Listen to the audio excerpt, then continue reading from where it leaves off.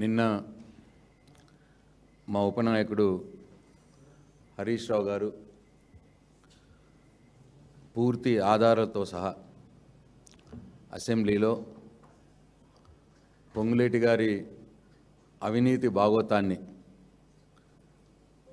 బయటపెట్టిన తర్వాత ఆ అవినీతి మరక మా ప్రభుత్వంకు అంటే రేవంత్ రెడ్డి గారి ప్రభుత్వానికి ఎక్కడ అంటుకుంటుందో, రేవంత్ రెడ్డి గారికి ఎక్కడ అంటుకుంటుందో తిరిగి అని చెప్పి భయపడి ఆయన ఇవాళ డైవర్షన్ రాజకీయాలకు మరొకసారి తెరలేపినారు. అసెంబ్లీలో ఇదందరూ కూడా చూసినారు. పొంగులేటి గారి యొక్క అక్రమాలు హరీష్ రావు గారు బయట పెట్టగానే 2.5 సంవత్సరాల నుంచి గుర్తుకు రాని అనేక విషయాలు ముఖ్యమంత్రి రేవంత్ రెడ్డి గారికి గుర్తుకొచ్చినాయి. సడన్గా హరీష్ రావు గారి బంధువులు గుర్తుకొచ్చారు. ఎక్కడో ఏదో బాలనగర్ భూములట అవి గుర్తుకొచ్చినాయి. అంటే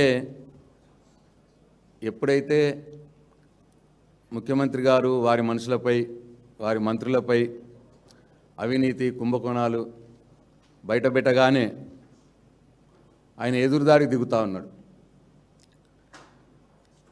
ఎదురుదాడికి దిగి మా మీద బురద జల్లే ప్రయత్నం చేస్తూ ఉన్నాడు. మా వాళ్ళు ఎవరో బెదిరించారట,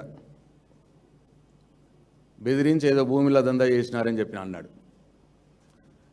బెదిరింపులు అనేది మీరు బ్రాండ్ అంబాసిడర్, మీరు బెదిరింపులకు మీరు మీ దండుపాలెం బ్యాచ్ బ్రాండ్ అంబాసిడర్లు అందరికి గుర్తున్నాయి తెలంగాణలో, ఇంకా మర్చిపోలే. స్వయంగా మీ మంత్రి గారి కూతురే చెప్పింది, ముఖ్యమంత్రి గారి అత్యంత సన్నిహితుడు డక్కన్ సిమెంట్స్ యొక్క అధినేత తలకు తుపాకీ పెట్టి బెదిరించిండు అని చెప్పి స్వయంగా మంత్రి గారి కుమార్తె మీడియాకు చెప్పింది. కాబట్టి ఆ బెదిరింపులు మీరే బ్రాండ్ అంబాసిడర్ బెదిరింపులకు మాకు అవసరము లేదు, ఆ అలవాటు లేదు.